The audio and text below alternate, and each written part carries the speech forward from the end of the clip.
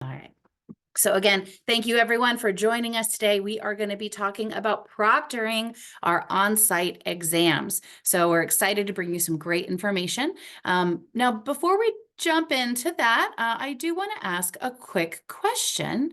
So I'm going to be putting, we're going to do this a couple of times, a couple of polls out in there. So to begin, I'm curious about the kind of program that you are running. So what are you affiliated with? So take a look here. There's a couple of different options. Are you here through kind of a standard brick and mortar university, more of a career or workforce-based program?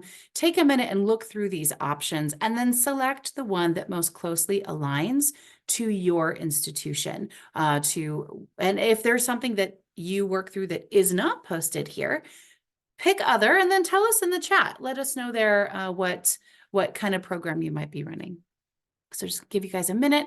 We don't quite have half of you, so I'd love to see if there's anyone else who wants to answer that question. Looks like we have a pretty healthy blend of data coming in between our educational bodies. I see someone's posting in the chat, workforce development. Wonderful. Okay, I'm going to kind of close this up here in just a minute. Excellent. All right. Well, thank you so much for that. We're just kind of curious a little bit about kind of who's with us, what your programs are, and I appreciate you filling that out. All right. So we are going to review all of the resources and tools that you have available to you to make sure that exam day for both you and your candidates is as successful as possible. We're going to cover all these topics today. So as you have questions, remember, please post those in the Q&A. So if you don't see it directly in your information tray, select that More feature and locate that Q&A box, open it up, and put any questions that you have there so that we can be sure that you get those questions answered. Let's dive in. So here at NHA, we are fully invested in the success of you and your candidates. And we know that proctoring can feel a little scary at first, but we're here to make sure that you have all the resources that you need. So to level set real quick, we want to relay that the only NHA resources that require a proctored exam are the 8 nationally accredited certification tests that are available for your candidates. Of these 8, the only one that cannot be run on site at your institution is the pharmacy technician exam. The Board of Pharmacy requires that this exam always be run through a third-party testing agency. Now, it is possible that your location is already an approved PSI testing site. Or if your location wants to become one, that is something you'd need to address directly with PSI. That's our third-party vendor. The material that we're going to cover today is not related to third-party testing with PSI. But just for a little bit of background, PSI is NHA's selected third-party testing resource. We've partnered with them for over a decade. And so for those candidates who are testing pharmacy technician, or for programs or individuals who need to test off-site or remotely, they use PSI to schedule those exams. Proctoring exams on-site does not make you a PSI proctor, nor does it give your institution the ability to proctor people not associated to your program, right? You're not a community testing site. You are testing only those individuals who are either employees or students through your school or institution. And you do have the option to proctor live in-person exams on campus. So the first step to becoming one of NHA, or for proctoring one of NHA's exams, is to become a proctor. However, not everyone should proctor our high-stakes exams. So in what we call the Proctor Handbook, now this is available on our website, it covers the basics of who should and shouldn't proctor, what it means to be a proctor, and how to make sure that everything is ready for exam day. This is a really important document to understand what proctoring is and the security measures around the process. For any questions like, what do you do if a candidate is caught cheating? Or what physically needs needs to be, this is your first place to check. The Proctor Handbook will walk you through who should and shouldn't proctor and what it means to have what's called a conflict of interest. This is the legal way to say that you may have too much stake in the outcome of the exam. So those people who can proctor, as long as they are over 18, are those in other departments. If you have a dedicated testing center or a technology center, an employee from either of those, or even an administrative assistant or librarian. Now, conflict of interest means that no one who is in the classroom with the candidates, or even program administrators, directors, anyone who has a lot of direct contact with the candidate, or may just be a little too involved. These people should not be in the testing room during an exam. Take note also of some of the other pieces for proctoring, such as the proctor to candidate ratio, or who can or can't test on site, and when you might not be eligible to proctor due to possibly preparing to take the exam yourself. All of this information and details around it are in that Proctor Handbook. Now, to become a proctor, you first need to be invited to your NHA account by an existing administrator.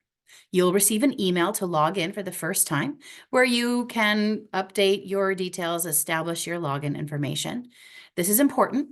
You'll use this login on exam day. From there, you complete the proctor training, which should be only about 15 to 20 minutes of your time, but walks you through all of the steps and ethical requirements of proctoring.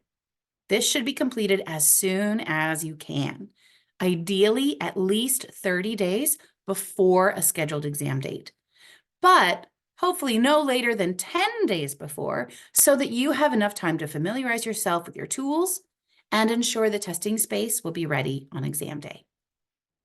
So when you first get that login to our website, which is nhanow.com, you have to be invited. Can't just create an account. That'll make you a candidate. We want you to be a proctor, so you have to be invited. You'll see this prompt up at the top to become a proctor. This training does need to be renewed annually, but only if you're still proctoring. You will receive reminder emails to renew your proctor training when the time is right, but if you're no longer responsible for proctoring an exam, you can ignore those and let it expire. Only complete the training the next year if you are still in this role. Oop, lost something there. Sorry. I think I missed one. There we go. But what do proctors even do? Well, you're responsible to prepare the exam room, print off exam rosters, confirm candidate identities so that the roster and their names match. And it has to be matching what's on their government-issued photo ID. Most importantly, monitor the candidates during the exam. That's really the biggest role. If there are any issues or irregularities, which could possibly include an instance of cheating, or even if the power goes out during a test, you as the proctor will be responsible to submit an incident form so that NHA can address anything we may need, from withdrawing a certification to resetting an exam availability for a candidate. You will not be proctoring remote exams. Candidates cannot take an exam with you via Zoom or in any online meeting format. For remote exams, when necessary, NHA uses our third-party testing agency, PSI, for all remote tests due to security and safety of the exam. So please do not attempt to proctor if the candidate isn't physically with you live in the testing room. You also don't have the authority to extend test times or provide any supplemental accommodation needs without NHA's advance approval. We're going to cover this a little bit more in a minute, but if a candidate needs to submit a request for an accommodation for whatever need, that is the candidate's responsibility to do at least a month before the scheduled exam. As the proctor, you must stay in the testing room for the duration of the exam unless there's an alternative proctor available to relieve you. Exam dates also do need to be scheduled in advance. Candidates should have their applications done no later than a week before the test. Again, we're going to walk through this on a timeline here in a little bit. You are also not responsible to register candidates for their exams. That is something they do. During their application process, a candidate signs a legal form digitally. It's called an attestation. This confirms their identity, their ethical responsibility, as well as eligibility to test. Again, this really needs to happen no later than a week prior to the test. And hopefully this one makes sense. You should not answer candidate questions on exam content, right? Not your role. So what's allowed in the exam room?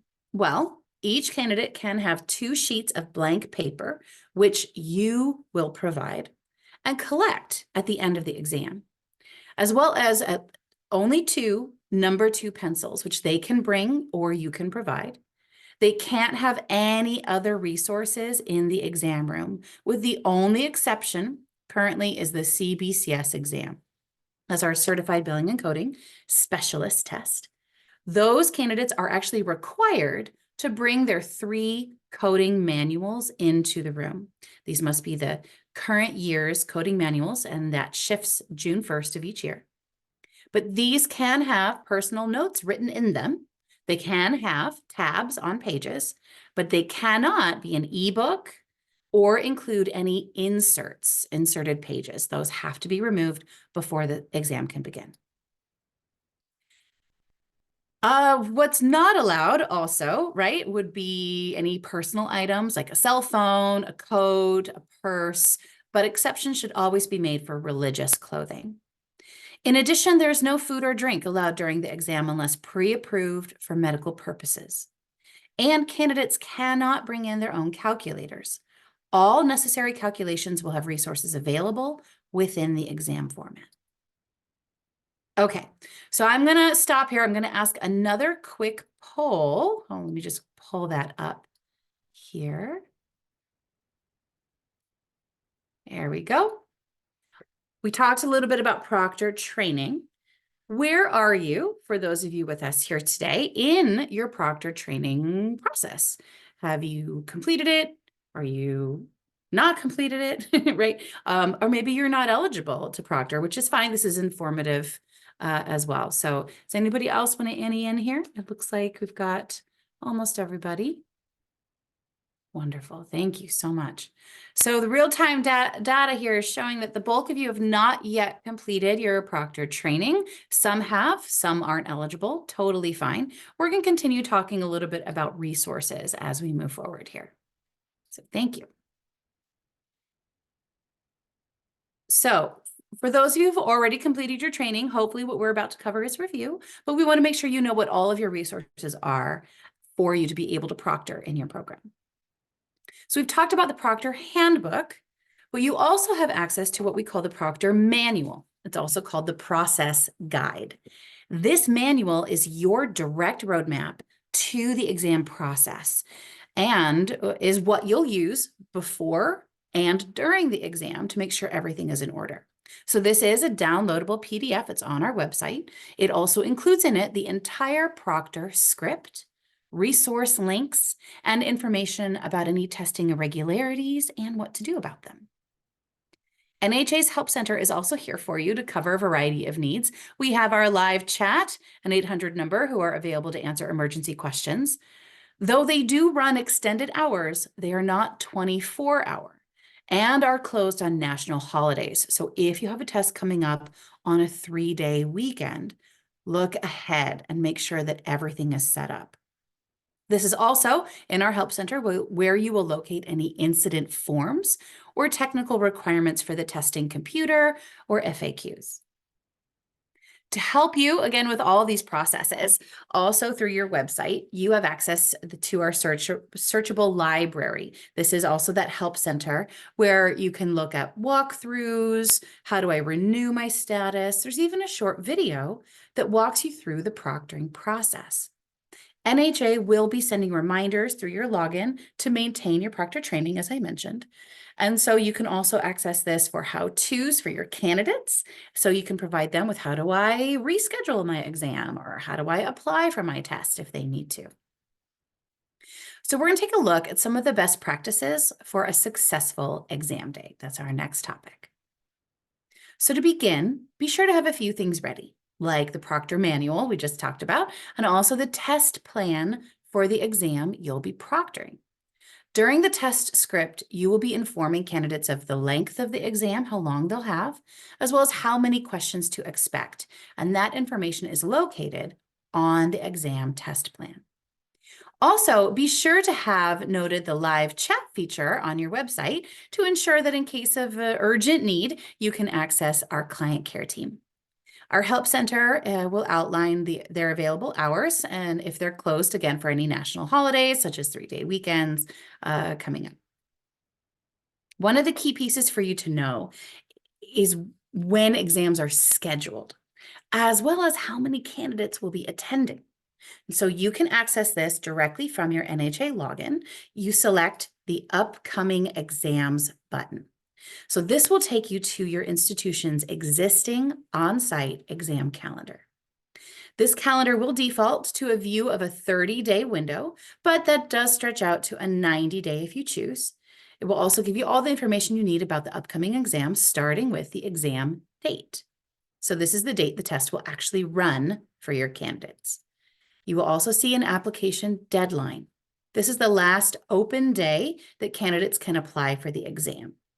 This should end, it's typically the week prior to the test, or technically 8 days before, since registration closes the week before. So it's the last open day. All applications should be done prior to 11:59 p.m. Central Time on this date in order to test the following week. You can also see how many candidates are on the roster out of the maximum available. So it's important to know how many proctors you'll need. The proctor to candidate ratio should never exceed 25 candidates to a single proctor. You will see what exams may be running at this time. You'll want to be sure to check the length and question number from our test plan to be sure to provide your candidates the correct information. For any open exams, there's the option to edit the test, but that permission is only available for those with permission to create a new exam, so you may or may not have that permission. The exam status is really important. As you can see here, the first test is in the last test is in what we call sent status. This is necessary, the right status for an exam to actually be live to proctor. So if that test doesn't go through the final phase of processing, it will remain in a closed status, as you can see here from the next one above. In this instance, when you show up to proctor, there wouldn't actually be an exam available for you. Now, it's easy to fix, but must be done by an NHA staff member like our client care team. So it's really better to have discovered this before exam day, especially if you're testing over a weekend. So you want to keep an eye on this page to make sure that this status transitions from closed to sent, which should happen automatically 4 days before the exam. The only reason why it wouldn't would be if we needed to reopen an exam for additional learners to apply. So we just want to keep an eye on it. You want to monitor this. You always want to check it in that 4-day window prior to your exam running. Before the exam, the roster should be finalized. You will need to have that roster printed to have documentation of your candidates and confirm their information on exam day. So you access this through the exam rosters feature, and then you select the exam date that you need from an open drop-down list. You can then click on the link in the bottom right corner to print the roster. If for some reason the roster looks weird or wrong, take note of our existing exam filter. It's in the upper right-hand corner. So if this happens to be set to pending approval, it's possible that not all candidates might be on the list due to someone being approved already. So be sure to check that this is filtered to approved candidates so your roster is accurate. On exam day, you will use this roster to confirm their names, which remember have to match their government-issued photo ID. Only that specific candidate can take that exam. So if the names don't match, they are not allowed to test. Now, you may have permissions to schedule exams.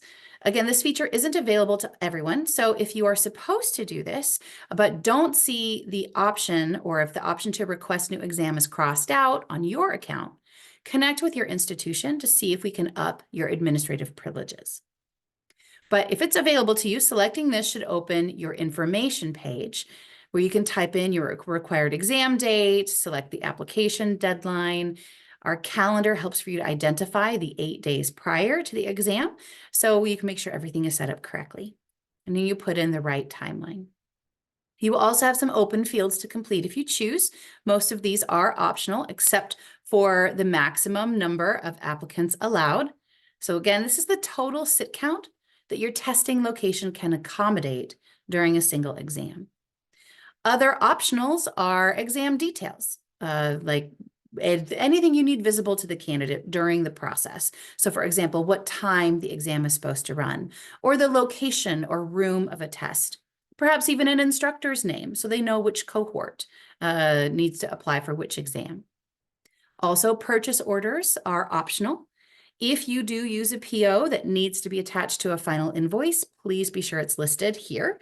We can't add a PO after an exam is finalized, so you always want to make sure that you can have that there if you need it. And then at the bottom of the page gives you the option to select the exam or exams that will run during this time. Please note, candidates won't be able to select more than one test at a time. If concurrent exams need to be run, the Proctor Handbook has some timeline requirements for you to follow, and you'll just schedule a second exam date. This is also important as not all tests take the same amount of time to run. So for example, our medical assistant and billing and coding exams run both 3 hours maximum, whereas some other tests only run for 2 hours. So running multiple exams that are different timelines can cause an issue if you're the only proctor. There are guidelines around when candidates can or can't leave an exam room. So when or if a multiple test types are running, it can cause disturbance in the testing center. If you're editing an exam date, certain fields may be locked depending on if there are any active applications. So just keep that in mind. You are not responsible to reschedule candidates. Anyone who misses an exam needs to go through their own candidate account to reschedule the test. Your institution needs to have an open test date available for them to do so, but you can't change their registration for them. For on-site tests, there is no additional charge for candidates to reschedule their exam. Now, that's different for those testing off-site through PSI. If they do need to reschedule, this should happen at least 24 hours before their scheduled test date, or they might forfeit the exam cost and would require a new fee. If you do have a candidate or candidates who can't remember their login passwords when the exam starts, you actually have the option as the proctor to help. This is only applicable for our on-site live exams, not through PSI or remote testing. But if you are actively proctoring, this is the page you'll see, you can help in this already sort of stressful situation. You need to be logged in to the exam as the proctor to select the Generate Password option at the top of the screen. A 12-digit alphanumeric code will appear that you can share with test takers. This code will expire in 30 minutes, so after that point, a new code would need to be created. Now, you might notice this needs attention field. This is where announcements will populate. That doesn't mean right now, for example, it's empty. There's nothing for you to do other than monitoring the candidates through their exam. And we're going to talk about what this looks like when an incident or an announcement that needs attention will populate. So right now, this is the status quo of what your page will look like. So if someone does need that password reset code, all they need to do is follow the password prompt, forgot password prompt that they have, and then select the option for during a proctored exam. That will then give you the option to confirm that they're in fact in the exam room. That will be a prompt you'll get. And then they're instructed to let you as a proctor know that this is happening. Candidates answer then 3 verification questions from their own account. Questions such as their street address or birthday. With successful answers, they then enter the code that you've created. This will grant them access to their portal and allow you to begin their exam. You can create this code in advance of the exam start and put it up on a board, for example, for everyone, or just create it as needed. It's applicable for any candidate in the testing space at that time. So you don't need one per person, just one per test, but it is only valid for a 30-minute window. So plan accordingly, right? I just wanted to stop here and see if there were any questions in our chat or Q&A. I don't see any, but has anyone posted any questions, team? I was just checking. There was a good question. It came in, so can NHA exams be administered in the same room at the same time as other exams? Or must the NHA exams be administered alone in the test center by themselves? You know, that is a really great question. So I would say that following the Proctor handbook and Proctor manual is that we want to have as little disturbance as possible. So there are some regulations around when people can enter or exit. So my answer would be that if a different test is running in the same space, that could possibly be a distraction, either due to proctor discussion, conversation, entering and exiting, then we would want that to be in a different space to ensure that your learner is taking this high stakes exam, which is kind of what being proctored, a lot of security, et cetera. And in addition, the proctor or the testing setup would need to adhere for those additional folks. We wouldn't want anybody in there. So just as a best practice, I would suggest that they not be there. But take a look. The Proctor handbook doesn't specifically address that, but it would be more about any disturbance or distractions that might occur due to that, and anyone maybe potentially seeing NHA's exam who shouldn't be there. So as far as security is concerned, I would just recommend to have them be different or in different rooms. It's a great question.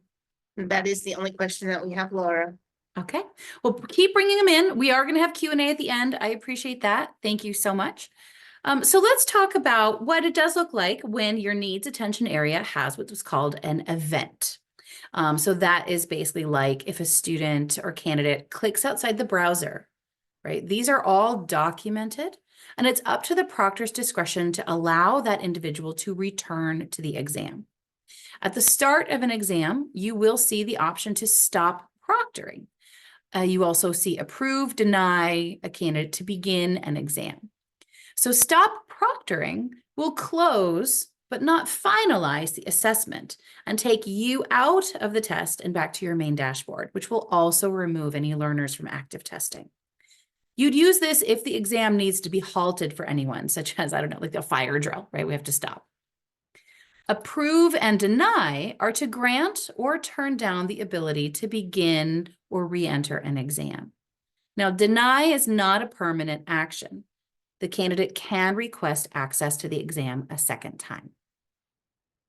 As the exam continues, if there are any, as I mentioned, events, and depending on how many of those for the candidate happen, some additional action items become available.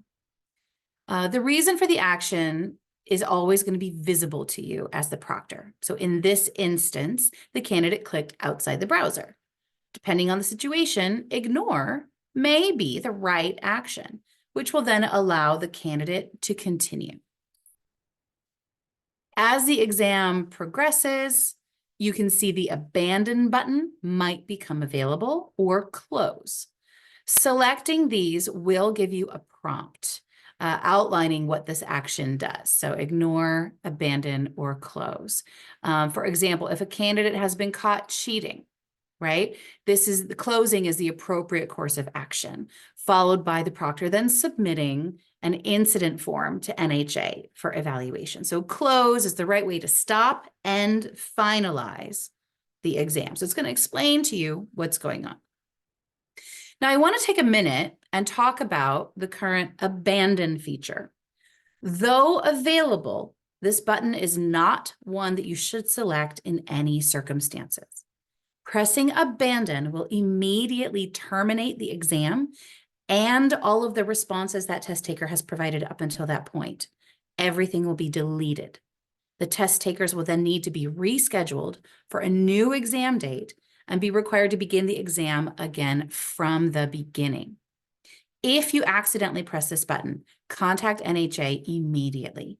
The sooner you do, the more likely we will be able to help minimize any impact or possible additional fees for the candidate or institution. Though it is available, it's a feature of the platform, but not one that we use for NHA's exams. Okay, so now that you've kind of seen the process, we're going to take a minute to look over our best practices for timeline.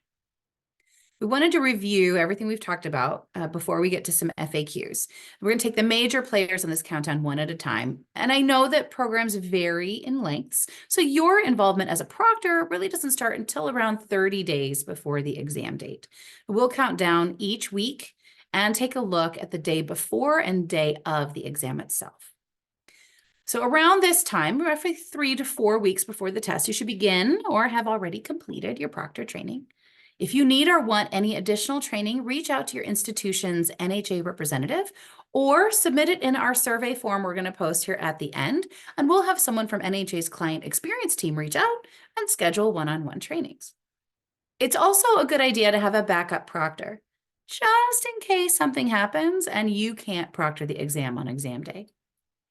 You'll want to log into your NHA account, check the upcoming exams field to be sure the test date is scheduled, created. Ideally, we already have people starting those applications at this point. Now, remember, applying for the test isn't something that you do, but you do monitor. For example, candidates applying in that upcoming exams, viewing that information. It's important that you know how many proctors you'll need on exam day. Any candidate who may be eligible to request an accommodation, I mentioned this briefly earlier, should do so now. Now, accommodations aren't your responsibility to submit, and you aren't allowed to grant or approve them. These must be submitted by the candidate in advance with adequate documentation, like an IEP or 504. And then it gets reviewed internally here at NHA through our compliance department.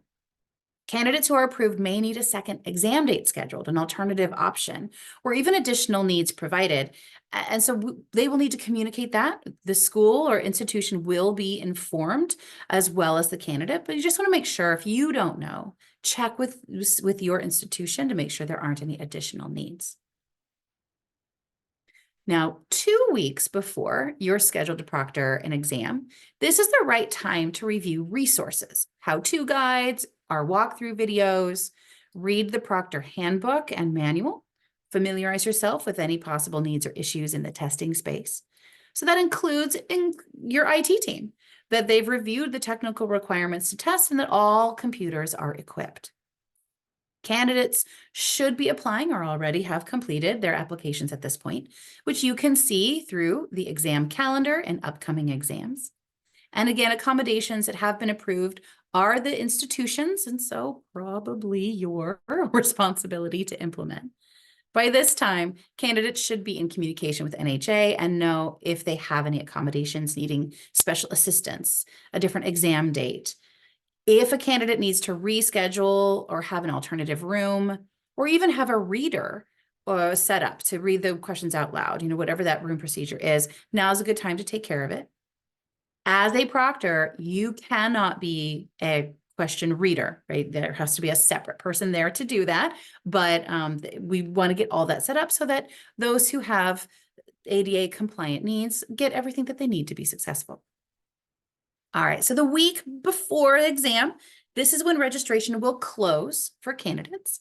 Anyone who has not yet applied will need to have an alternative or additional test date created for them.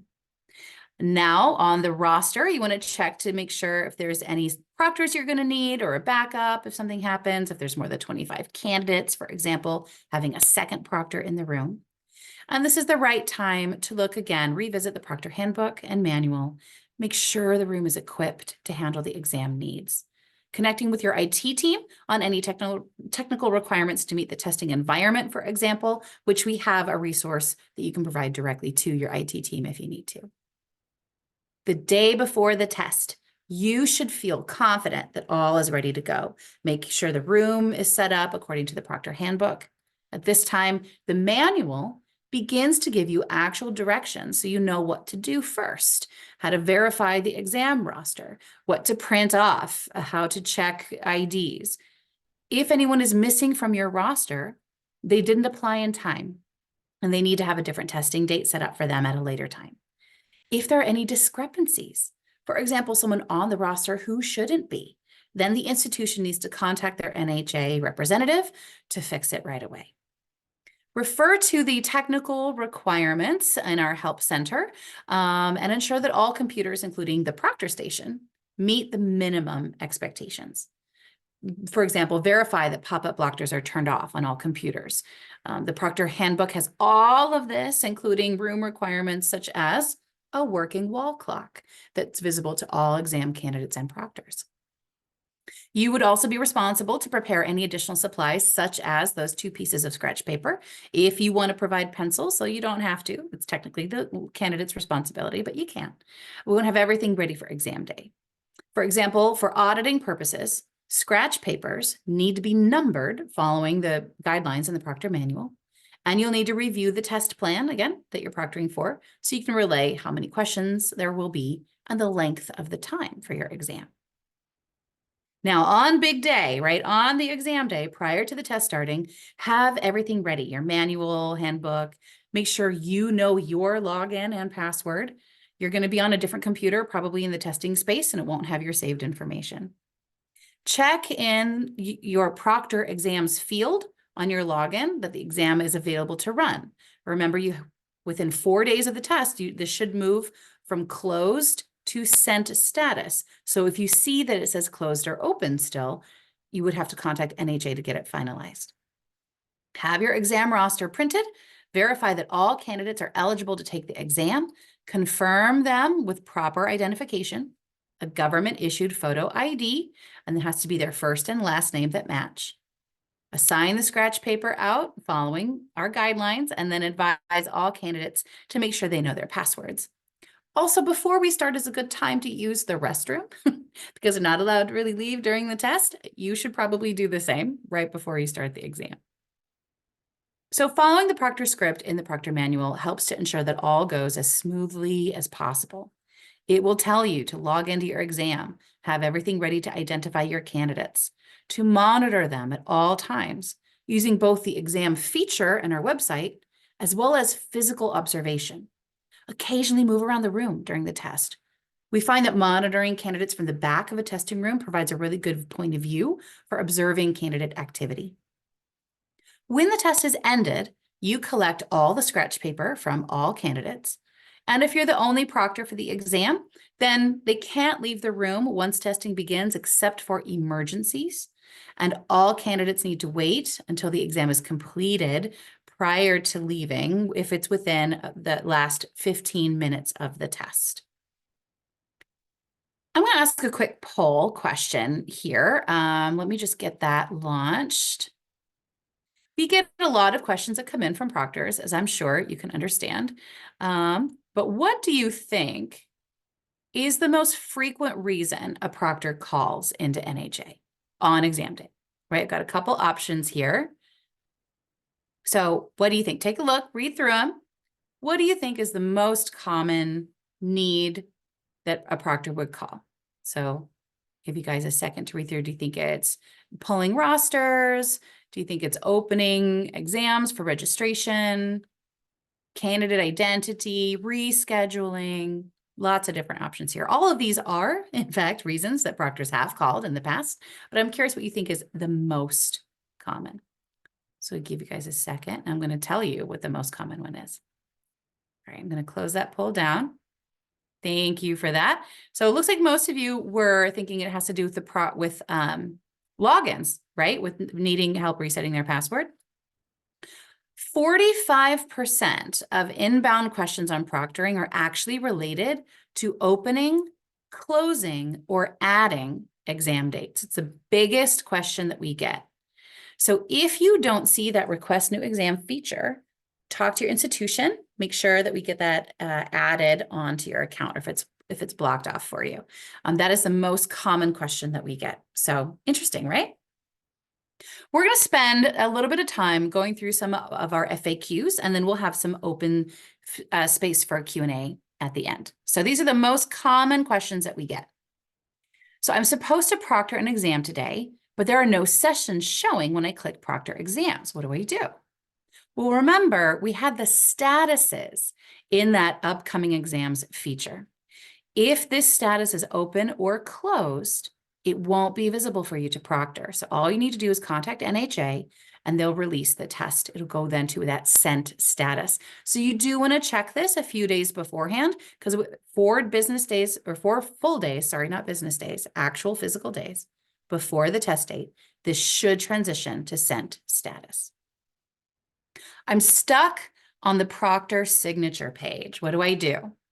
Well, we've recently done some upgrades and this shouldn't happen, but if for some reason the date isn't in this exact format, then it won't let you proceed. The date will default here. So the only way that would happen is if you change it. But if it's not in that exact format, it will prevent you from moving forward. When my candidates log into their exam, they're getting a message that there is no proctor available.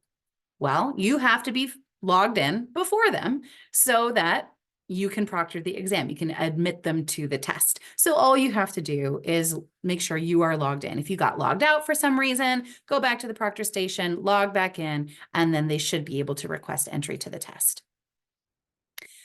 I have to proctor multiple exams at the same time.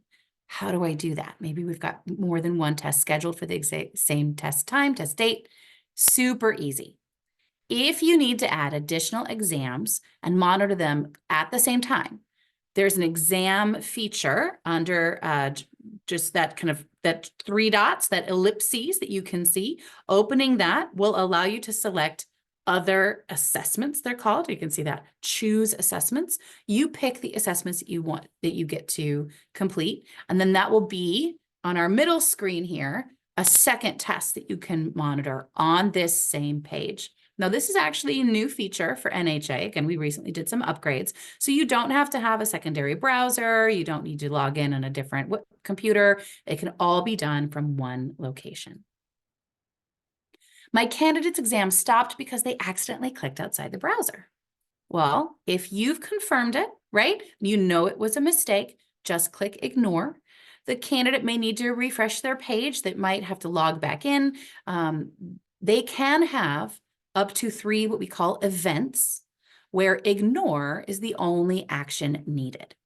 After 3 events, the exam will actually kick them out for the candidate, and they have to go back through their attestation and request access to the test again. And this is where proctor discretion is what is needed.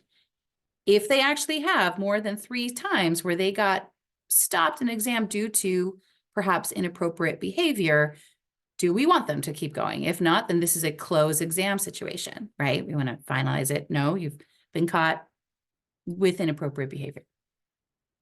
What if something is wrong with the candidate's computer, right? They need to log off or change computers, which could also showcase as an event. Don't worry about it. That's okay. Have them log back in as quickly as possible and continue. You'll be able to hit resume and they can pick right back up where they left off. So a nice little super tip, a pro tip, is that you never have every computer in the testing center allocated to a candidate. I would always recommend have your maximum capacity be just under what your maximum capacity is. That way, you always have at least 1, if not 2, additional computers in case something goes wrong, right? You don't have to do it that way. A little tip. I had to stop the assessment. Can we restart? Absolutely. Log back in, have your candidates do the same. They will show up under stopped assessments. All you have to do is click resume under this needs attention area, and they'll be able to pick right back up where they left off. My candidate has questions to go back and review. They used a feature to flag their questions. How does this work? It's a great question. Candidates are prompted to review flagged questions before finalizing their exam. They don't have to, but they can go back and go directly to the questions that they highlighted. They will be taken to all flagged questions in sequence to complete. Any correct questions on those flagged, we actually discovered this recently, or I did, this was news for me. If a question is flagged and it's correct, it will be logged as a correct answer. But if it's incorrect, it won't. So they want to go back and review if they have any, but if they can finalize and view results without reviewing them if they choose. A candidate didn't show up. Can I allow a different candidate not on the roster to test instead? No, not a good plan. Only those who are on your roster, first name, last name with appropriate exam ID, can test at that time.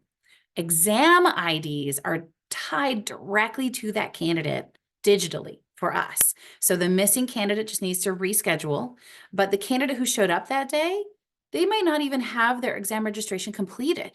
They'll need to review their options and ensure that they're ready to go for a different date. We get that question sometimes.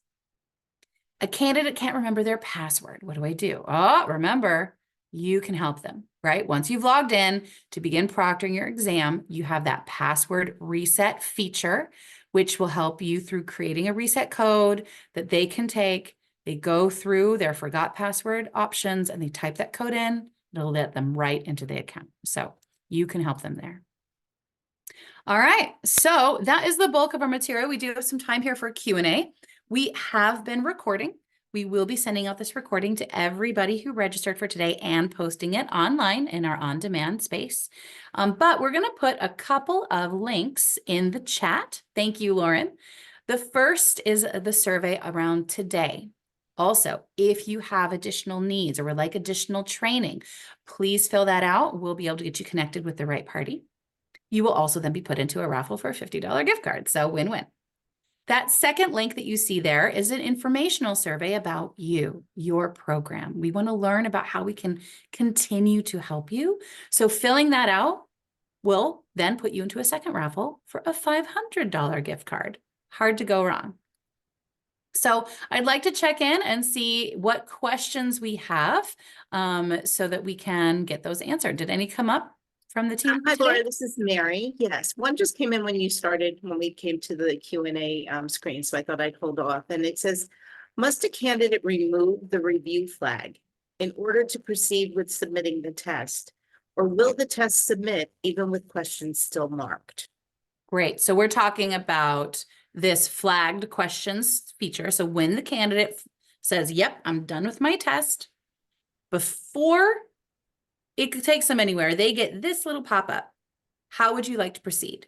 Review your flagged questions, go back to the previous question, or finalize and review. They can choose to do any of the above. They can finalize, and then their test is done. They can go back and review their flagged questions.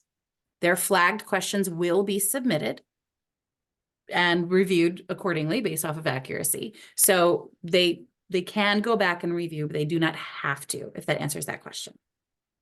And is it best then for them to answer the question and then flag it and go back to it to give them? Absolutely. Yes, always. Because a non-answered question is an incorrect question. That's a great point. So we always want to answer it. So when we have these webinars, because we hold them for learners as well. We talk about test taking strategies. It's always best to review that question, even if you're not sure, answer to the best of your ability. If you're worried about it, you have time at the end to review your flag questions, great. But if not, it is a timed exam. So we do want to make sure that they try to answer all questions to the best of their ability, flagged or otherwise. Great question. Okay, and with that, is used scratch paper submitted or shredded? Great question. It will need to be, and the Proctor manual walks through, it needs to be destroyed. So shredded is the best option for that. We don't need the scratch paper. Please don't send us your scratch paper. But you will need, it's part of the Proctor duties to destroy all scratch paper used during an exam. Great question. And then my final question is, do we have a preference for a browser like Firefox or Google Chrome? Great question. Well, all of our browser options, and here I can actually show you because we talked a little bit about your resources. So I'm going to go up to the Help Center here on our website, and I'm going to go to our technical requirements. What are our system requirements, right? I just typed it in there. And here's all the information that you need to provide to your IT team about what is best, right? What works, what doesn't work. But this will also talk about our preferred browsers. So it's really, these are the browser requirements that we will adhere to. Just from personal experience, I have found that Google Chrome is my preference with the NHA platform.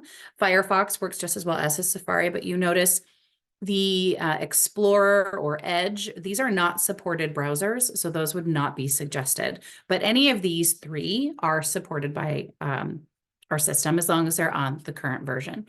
So that would be what I would recommend. Great question. I have no other questions right now. Excellent. All right. So I want to thank everybody here for being with us today. We are going to be sending the recording out to everyone who registered and posting it on our website. So let me show you where that is out. Oops, that is not the one that I wanted to share with you. Sorry. Let's go out on our website again. If we go out to NHA, our general page, here under resources is our webinars and events landing page. And this is where you can see all of our upcoming webinars. We have a whole bunch here. Let's just have that load. There we go. Upcoming or on demand. So this will be posted in our on demand section, but you can also see those that are coming up, right? Different dates and times. You can see if it's in orange, it's for educators, employers, administrative users. If it's in blue, it's a candidate facing webinar. So we've got one coming up here just tomorrow. Just let your learners know. But other than that, great questions. Thank you for your time here today. Expect information from NHA within the next week with the recording. And I hope you all have the very best luck on exam day. Thank you again.